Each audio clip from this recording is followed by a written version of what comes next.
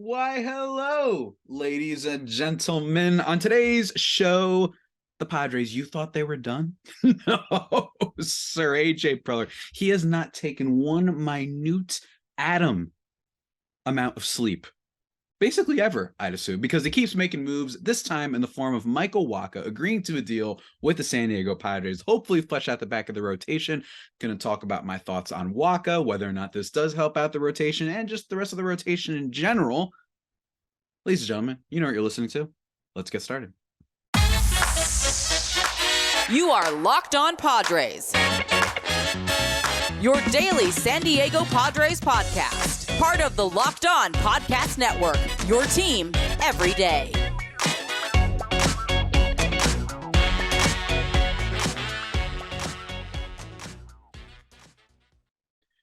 Greetings, ladies and gentlemen, and welcome to another edition of the Locked On Padres podcast, which is part of the Locked On Podcast Network, your team every day for Tuesday, February 14th. As always, I'm your host with sometimes occasionally, but certainly not always the most, Javier Reyes. You can find me on Twitter over at Javipeno, Javiipeno, or if you don't like my silly tweets, my sometimes not always baseball tweets, go check out at @LO_Padres. Great account over there. And then you can follow the YouTube Locked On Padres on YouTube. See Tatis, little bobblehead guy that I got. And to see whatever shirt I'm wearing. I am wearing a very funny shirt that is in reference to what show? Leave a comment in the description of the YouTube or DM me on Twitter and I don't know, I'll give you a shout out. Something like that. I don't know if you want to do that. Again, I'm trying to communicate with you, the listeners, and try and do fun things. But enough of that aside, ladies and gentlemen. Today, we are talking about the Padres making yet again another move. Right? It feels like they've made a lot of moves this offseason. That's because they have. And this is a kind of underrated, under the radar, really important move, though, I think, from the San Diego Padres. Reportedly from Ken Rosenthal first over at The Athletic. Michael Wacha, right-handed pitcher, agreeing to a deal with the Padres pending a physical. Firstly, I will say, I don't know about you guys, but still 100%. I know this is the most like casual, like silly thing, but every time I see pending physical now, I'm gonna always think of Carlos Correa. Like I'm always gonna think of that because we've never had. That's always like a formality when they say pending a physical, right? So let's talk about this. First of all, the deal. I have not seen the specifics on the deal. In terms of the money, in terms of the years, there was one report that he was seeking 3 years for $30 million, which I thought was pretty out there. I think that Michael Wacha is viewed as a back of the rotation guy. I think we kind of know what he is at this point, barring a Rich Hill or Charlie Morton-esque, kind of second half of their career where they just figure it out all of a sudden very later on. I feel like we know what Michael Wacha is. And what that is a back of the rotation starter. And that has a lot of value, especially for this Padres team, because heading into the year, the Padres had a lot of questions for sure. But from Ken Rosenthal, he also tweeted, the Padres address long-term uncertainty in rotation, right? Alluding to what I'm saying. Since August 1st, 5-year extension for Musgrove, 6-year extension for Darvish, potentially 3 years for Martinez, and now agreement with Wacha, who is seeking 2 years. Snell still eligible free agency at end of the season. So yes, that's kind of how I view this move. The Padres had a lot of questions regarding their starting rotation. And before we get into that, though, and kind of how, in a lot of ways, I try not to overanalyze these back of the rotation, back of the bullpen, bench batter type of moves. And I know that might sound pretty ridiculous coming from someone who's supposed to cover the Padres every day, but I just, I'm not as smart as some of these other folks out there that really know how to break down some of the tertiary pieces on teams. But in terms of Michael Wacha, I have been on the record saying I didn't necessarily think that this was a move the Padres should make. I did not think that he's very effective. I think that he is the classic player who everyone just can't stop going back to. This is a guy who debuted at an early age and for the St. Louis Cardinals. And I know that those aren't necessarily statistic based. I know that those aren't necessarily, that's not analysis that's talking about his changeup or his run differential or run value, I should say, right? But it's, for me, when I saw him debut in the league, he starts out with a 1.2 FWAR with the Cardinals at the age of 21. And I think that because he debuted so early with the Cardinals, who are an organization that really does know how to, develop talent. We see it all the time. There's guys that pop up all the time in that organization, and they know how to make deals and whatnot. They know what they're doing. And for him to debut with a 2.7 ERA his rookie year, and just granted in only 15 games, it excited people. It excited people. Even in the strikeout percentage, he had a 9K per nine. Like he was a pretty solid pitcher his first year. But then after that, he has another good year. And then after that, another good year. And then basically ever since 2015, he has been extremely underwhelming. And a lot of it has to do with health. This is a guy who can turn in okay quality starts, and then all of a sudden when he gets on a roll, he gets hurt, right? That's another issue with Michael Wacha. And in general, this has never been a guy that's been had great peripherals. This has never been a guy that's had like great expected numbers that suggests he's been getting unlucky. In fact, this past season, 3.32 ERA with the Boston Red Sox. His other stuff isn't great. His FIP was a 4.14, and then his expected ERA was a 4.5 last year. He had a 1.5 F4, which is fine, especially for a guy that the Padres are looking for to fill out the back of the rotation. But he didn't necessarily do too much that distinguished himself.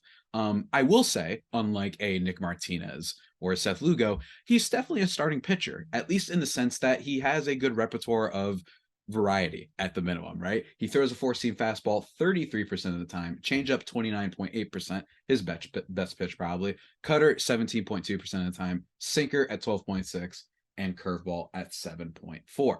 So he does have a good mixture of pitches. This is not the Chris Paddock situation, right? Where everyone was wondering, oh my God, he has a great changeup, but his fastball gets hit all the time, and he doesn't really know how to throw the curveball yet. So that's kind of one plus about this, right? And it is something that should not be dismissed when talking about Michael Wacha. But my problem is he just is not a strikeout guy. He does not get enough whiffs. He gets hit really hard. And again, I think he probably got a little bit lucky last season.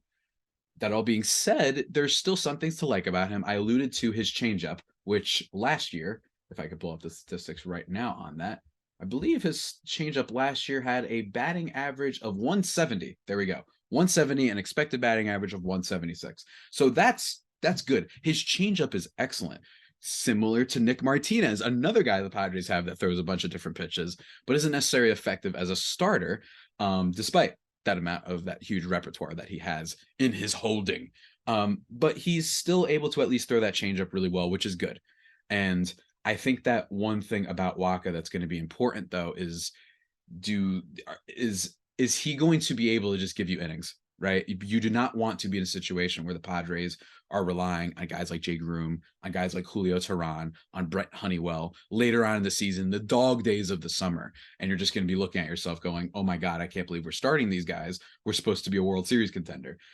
That's what happened 2 years ago, and it could very well happen again this year. It's not impossible, but I do think that this was the last arm that sort of made sense. I personally liked Corey Kluber a lot. I thought that Corey Kluber was someone that was just very similar to a lot of other guys. I thought he might be as valuable as an Eovaldi type. Granted, the health was a concern there. That's also the same with Wacha. So that's why I was a little bit high on Corey Kluber. And of course, because you know me, I'm all about the vibes. I just want to have Corey Kluber back with the Padres. I thought that would have been a lot of fun.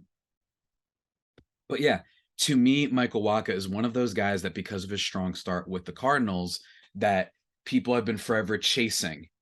They've been chasing that really quality stuff that he was teased with. Again, debuting at age 21, you kind of expect a lot out of a guy, and especially with that first season. But the FIP and the lack of a really high strikeout percentage is what has kind of held him back. And the fact that this guy can absolutely get taken deep. I remember, let's see, in 2020, when he was with the Mets, he had home run per nine of 2.3, which is absurd. And then last year, 1.27, year before that, 1.6. It just seems like this is a guy that's going to regress. And usually betting on those guys to do well for you, not my biggest thing. I usually like trying to bet on a guy having a bounce back versus being able to maintain what he did this past season. Still very curious to see what the actual makeup of the deal is, but I don't hate it overall. I just think there might have been a few other better options. Maybe you could have traded for some. I know Pablo Lopez was out there a lot. Do you trade Ha-Seong Kim for him? I don't know. Maybe the Padres decided, you know what? Let's just have a whole crap of guys in those 4 and 5 spots that can take it instead of doing what they did last year, which was, Mike Clevenger and Sean Manaea were like, oh man, they're 5 deep. They're 6 deep, actually, if you count Mackenzie Gore. But that obviously didn't end up happening. And a big thing about this Wacha signing that takes into account, aside from his statistics and how he is as a player, the big thing with Michael Wacha is how does he fit into this specific Padres rotation? We're going to talk about that. Ladies and gentlemen. But first, let me drink some water. I'm tired. Good stuff. The Dodgers fan tears have kept me hydrated for months, man. Let me tell you. But you know what will keep you at least what's not hydrated, but what is it for food? Your stomach full? I don't know. Let's just say your appetite will be quenched. What's the word? I don't know what the word is for like food related things. I know. Anyway, ladies and gentlemen, let's talk about Built Bars. Ladies and gentlemen, it's a delicious treat and without all the fat and the calories. And as someone who has been working out more and has been trying to eat healthier, let me tell you, Built Bars are fantastic. We just got through the holidays, man. It's tough. You gotta start eating healthier. All the bad holidays that make you do some bad things. Super Bowl just passed. You know what I'm saying?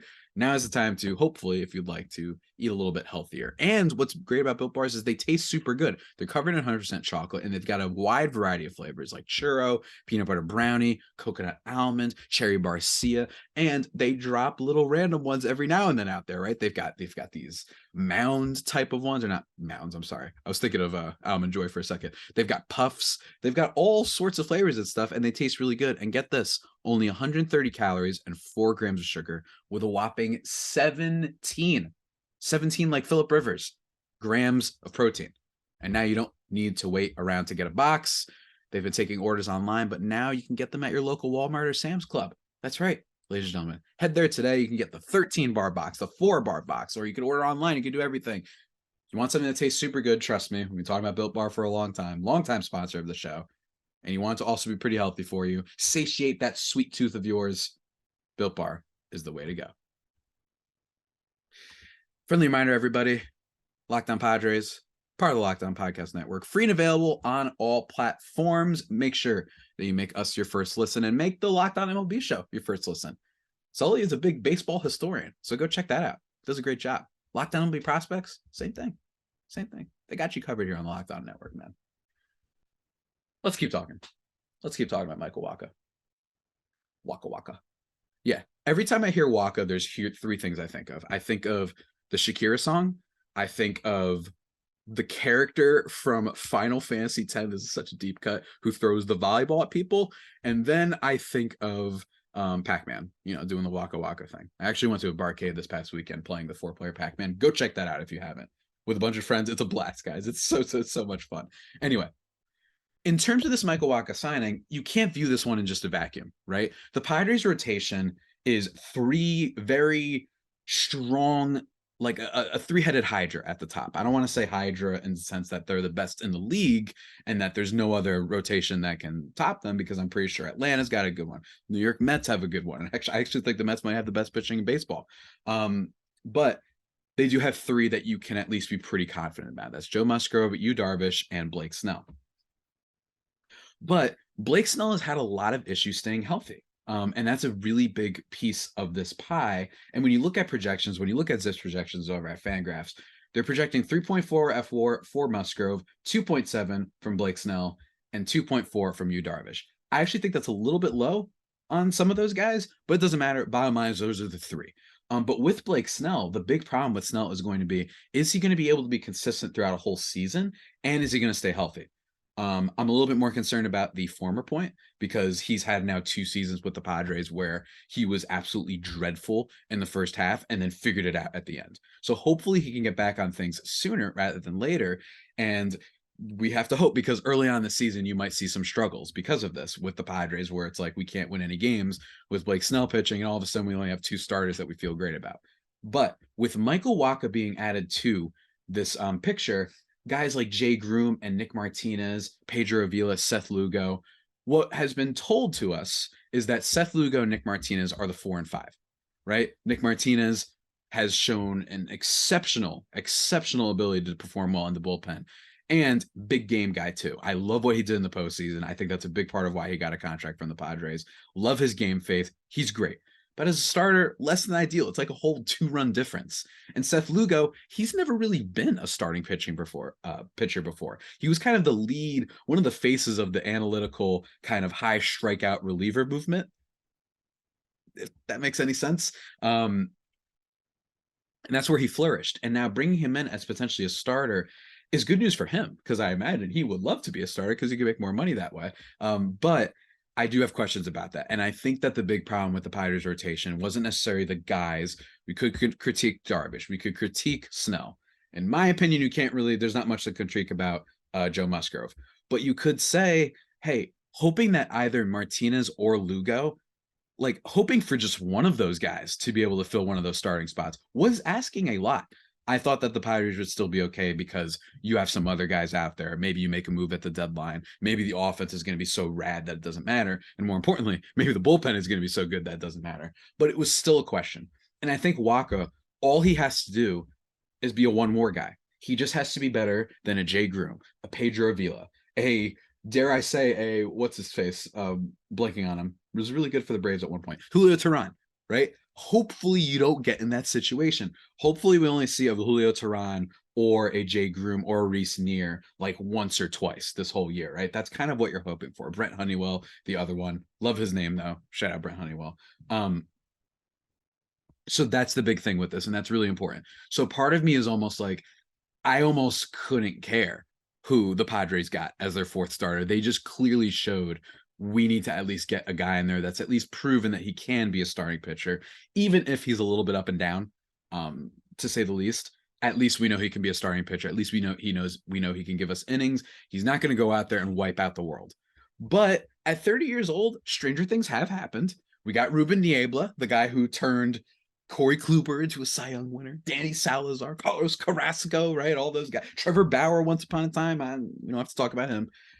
That's really cool. So again, those are things to be brought up. We don't know for sure. As much as I talked about Michael Wacha just being seemingly just a change-up guy who can wipe out some people, and then unfortunately, it seems like people have been confused or at least thrown off by him for years, and they keep remembering, oh man, at least for me, I remember drafting that guy in fantasy, paid $30 for him because he was only 22. He's young.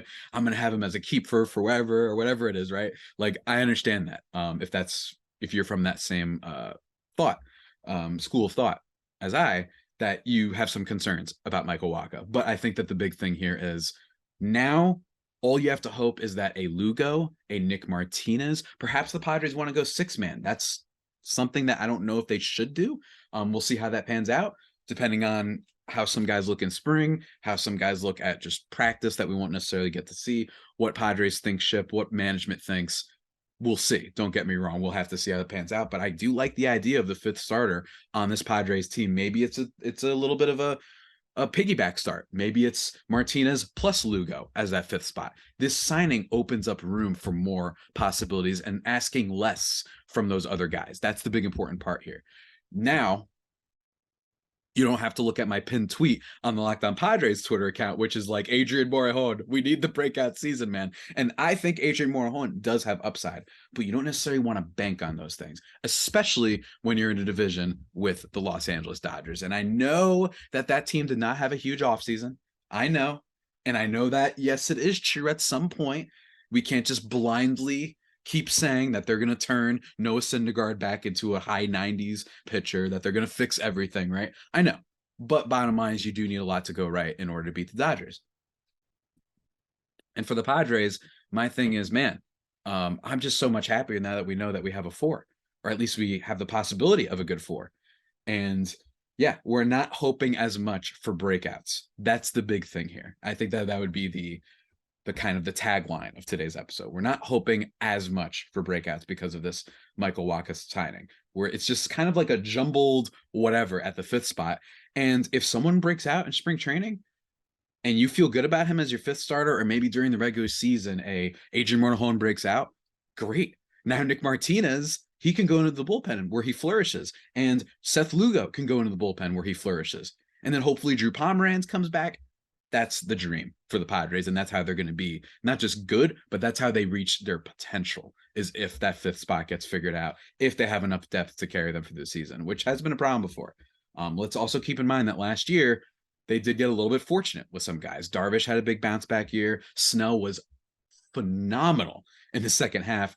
And then Musgrove is as steady as they come, right? So, you got to account for the fact that what if some guys regress or they get hurt. Not saying that will happen, but it's just nice to have depth every now and then. And I don't think that, well, the Ha-Seong Kim and Trent Grisham or something, whatever the second piece was, for a Pablo Lopez was a trade that I think shouldn't have been dismissed. I thought that absolutely was a move that theoretically, even if it didn't seem like it was all that close to happening behind the scenes, that made sense. But I like that they keep Ha-Seong Kim now.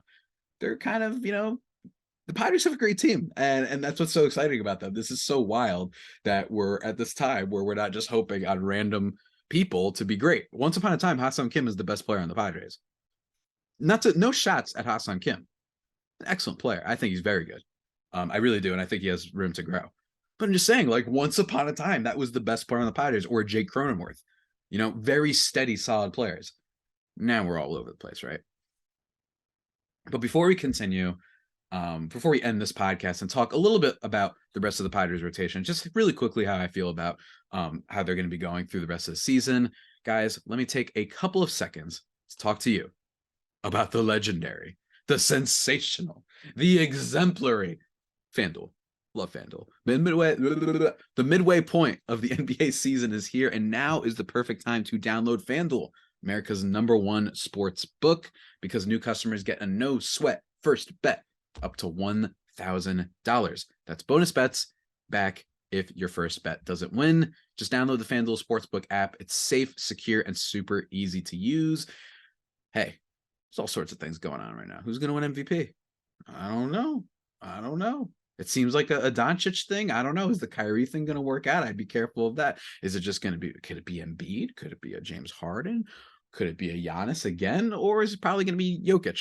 It's probably going to be Jokic. They're the 1 seed, and you know how people are. So that's probably what's going to happen, guys. But seriously, go check out FanDuel. They could let you combine your bets with bigger payouts, with a same game parlay, all sorts of stuff. So don't miss the chance to get your no sweat first bet up to $1,000 in bonus bets when you go. FanDuel.com/locked-on. That's FanDuel.com/locked-on to learn more. Make every moment more with FanDuel, an official sports betting partner, not just Locked On, but of the NBA. Ladies and gentlemen, let's start winding this down. We're in the final act right now. We're in the curtain call. You know what I mean? We're in the final moments, ladies and gentlemen. The lights are dimming. The candles are being lit. Let's just talk really quickly about the rotation. Essentially what I was talking about before. Yeah. It's the more I've talked about this and the more I've thought about it, I actually also recommend everybody go check out this thread from a very popular person, if you are on Padres Twitter, Giannis Antetokounmpo, at Too Much Mortons on Twitter, who did a much smarter and better breakdown overall of Michael Wacha. The biggest thing with him, as I was mentioning, is that hasn't pitched all that much, hasn't exceeded 130 innings pitched in a season since 2017. And he also isn't a big strikeout pitcher. He's posted above average strikeout percentage once in the last 5 years. He breaks it down. He goes through, he's got film, he's got everything. This isn't just what a few weeks back I complained about how I hate when people just put up the StatCast profile and then that's it. That's their research. That's their take with the little bubbles and whatnot. And then that's it. But he breaks it down, I think, to be quite honest with you, a lot better. Does it look great for me that some random person on Twitter, not random, but someone on Twitter is doing better than me at analyzing baseball? Of course it does, but I don't care. Guess what? Surround yourself with smarter people than you. That's what you do. So go check that out at Too Much Mortons if you want a little bit deeper dive on Michael Wacha. Again, I don't know fully how he's going to break down. We're going to see. I really want to see if he changes. Like maybe he throws his changeup more this year. Maybe he shows the fastball less. I want to see if the Padres management with their pitching coaches change up anything that he's done. Because also he is still 30, right? 30 is not too young. So maybe they can figure something out there. But anyway, so be sure to go check that out, guys. But in terms of the rest of the Padres rotation, I already talked about the projections. I think that Joe Musgrove's 3.4 is fine. And I know that some people might say that's too low or whatever. I think Musgrove is just going to be one of the steadiest pitchers in baseball. And I think you have to remember that while he is the man, and he is a gamer, as we saw in the postseason against the Mets, who got beat so bad that they had to contrive, literally, I'm not just making this up, they had to contrive a cheating scandal practically on Joe Musgrove in order to throw him off, which is just wild. 3.4 F4 is excellent. And I think that Musgrove might start out absolutely phenomenal this year, the same way he did last year. At one point last year, Joe Musgrove was straight up like the Cy Young winner. Now, granted, that was only like a month and a half, 2 months, but still, like, he was excellent. And clearly he was, he's pitching for a contract, so he was ready to go. But I just love everything about this guy. I just don't think that there's anything about him that I'm scared of. And I know that he doesn't throw particularly hard with the fastball, but the curve is just so lethal. The slider is lethal. He isn't going to walk a ton of batters. I think that's a big thing with him, so I'm not worried about Musgrove at all. With you, Darvish, if there's anyone who's going to age gracefully, as we talked about in the Friday episode, in Friday's episode about the extension, if anyone's going to age gracefully, it's you, Darvish. But I am curious to see if, and one thing that was interesting about you, Darvish, last year is his strikeout percentage actually kind of increased. He had more strikeouts as the season went on, which I thought was quite fascinating, to be honest with you, because I thought that the first half was still really exemplary. But as the time went on, if I could pull it up right now really quickly, his K percentage went up as the season went along. First half, he had a 23% strikeout percentage. Second half, 28.8. And he actually got to a point in July when it was at 33.1%, which is excellent. So I think that he still is capable of being up there in strikeouts, as we know him for it. That is what Yu Darvish is known for. He's going to get those crazy strikeouts. But the big thing for me is the walk rate. 5.1% in the first half, 4.5% in the second half. He got better as the season went along. Clearly, when this guy is healthy, he's going to find ways to figure it out. And I love that. I love that about him. And again, if there is someone to bet on aging gracefully, it is Yu Darvish, a freak, super duper freak, and great worth ethic. Man, I am speaking too fast sometimes. I need to slow down just a little bit. Great work ethic. Not concerned about Yu Darvish. I actually think that it's possible to say that his 2.7 F4 projection is a little bit low, but I think that is taking into account his age and the fact that the fact that there's always injury risk with guys who are older. So I don't mind that as much. And then lastly, Blake Snell. I'm sorry, I got the F4s mixed up. They have Yu Darvish for 2.4. They have Blake Snell for 2.7. I actually think those two should be switched. I do think that what we've seen out of Blake Snell over the past couple of years has been really encouraging. He's shown that when he's at his best, he's probably a more effective pitcher than Yu Darvish. But bottom line is Darvish has had better overall seasons. You know what I'm saying? And I think that while he was excellent last year, let's be clear, 3.7 F4 for Blake Snell. Low key, like, his second half was absolutely stupid. Blake Snell, like, his second half was crazy. But I do want to be careful about expecting him to go back to that, right? And I think that as much as we always complain about the second half splits for players who calm down in the second half, I think we should look at, hey, the first half, did he just pitch over his head in the second half? There are questions with that and questions with his health, and I'm curious. But if there is something non-statistical to go for it, this is one of those things that the data doesn't really support all that much. You know what I mean? It's not one of those things where we see routinely come true. But I think sometimes for guys who are pretty established, have a big name value to them, it sometimes can be true. Is the pitching in a contract year with Blake Snell? He is currently not on the books for the Padres. I don't know whether or not they want to extend him. I think that the extension of Darvish, the signing of Wacha, extension of Musgrove, you got Martinez. I think that suggests that they're ready to at least let him test the waters, per se. If that happens, that's okay. Because again, if you believe in the contract year thing, then Blake Snell should be awesome this year. But I do want to have caution that I am curious. Look, his walks can get up there. He is a guy that still can make you nervous. Maybe that's a result of the first half of 2021 and the first half of 2021 and 2022, and also the playoff performances get you a little bit scared sometimes. He does get at that point where if he doesn't make batters miss and chase, and people are kind of honed in on his fastball and they know where it's going, it doesn't necessarily have the greatest break in the world. This is not Nestor Cortez, right? Who can make the ball just seemingly jump like it's hopping out of the ground like a kangaroo, right? Blake Snell, sometimes the fastball leaves a little bit to be desired. Sometimes. And I think that that's a big part of this. The slider, the combination with the slider is what makes up for it. But I do think that Blake Snell sometimes in those big games, this is not even a regular season thing, but the big games, if you face patient lineups that don't swing at stuff, Blake Snell can be a little bit of a less than ideal matchup. I don't want to say poor matchup. He is still an excellent pitcher, but when it comes to teams that don't swing a lot, teams that just try and take walks and get on base, I'm thinking about the Giants. I'm thinking about the Mets. Thinking a little bit about the Braves. But teams that strike out a lot, even if they hit for power, Snell excels against those guys. Again, all of his strikeout stuff is great. Velo, extension, spin, whiff percentage in the 90th percentile, strikeout percentage in the 92nd percentile. He can be awesome. And I don't really care about his hard hit stuff. As far as I'm concerned, unless you're one of the 5 best pitchers in the league, average exit velo, hard hit, that stuff, it just never freaks me out. Like, look, when you're throwing the type pitches that Blake Snell throws, when the guys make contact, if they manage to, especially with his curveball, which is probably his weakest pitch, then yeah, they're going to take him deep. But it's fine because most of the time, that fastball slider combination is lethal. And I am curious to see if he stays with the fastball slider. We saw him go a little bit back and forth last year and the year before, where when he succeeded, it was when he focused more on fastball slider. But when he started making it that he threw curveballs and changeups a little bit more, didn't always lead to success. Which is, again, guys, Blake Snell is excellent. Even still last year, against his changeup, batters hit 211. Like, that was fine. And same thing with his curveball. It's just that we've seen before that sometimes those pitches are the ones that he will give up the big hit on. I think that's what is important for him. Important to recognize, I should say. But overall, man, Blake Snell's a beast. And I know that at the time, and I had literally said I thought that they lost the trade. I really did.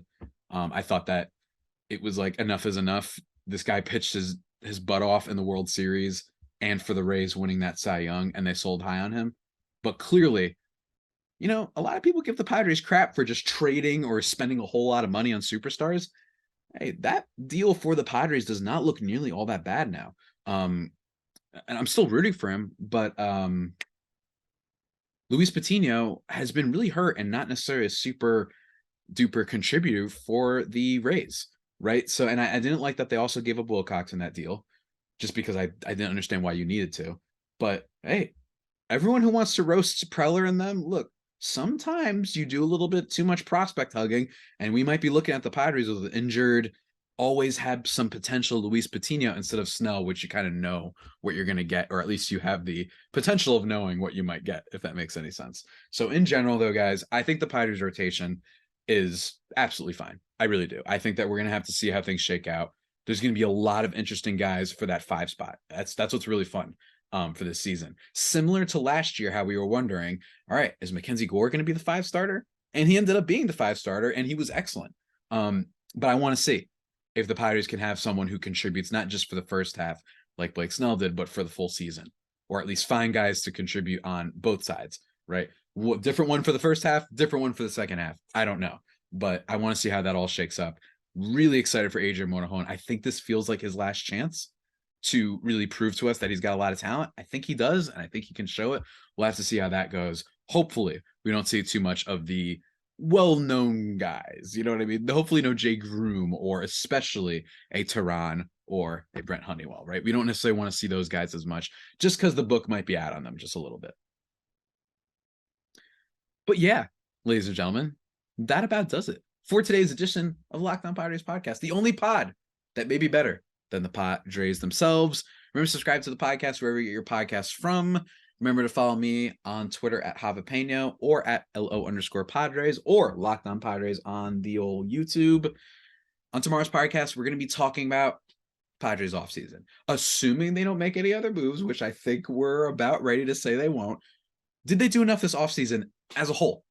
Going to talk about every single deal that they made, or at least basically every deal they made. All right, we'll talk about Adam Engel too, don't get me wrong, but we're going to spend a lot of time on the bigger picture guys and whether or not it's enough for them to win. Can they match up with the Dodgers? Can they match up with other teams in the National League? That's the question to be asked. Then we've got some fun crossovers like the roast of Eric Hosmer 2.0. Going to be talking with Ben Kaspick of Locked On Giants about, the very different off seasons that the Giants and Padres had.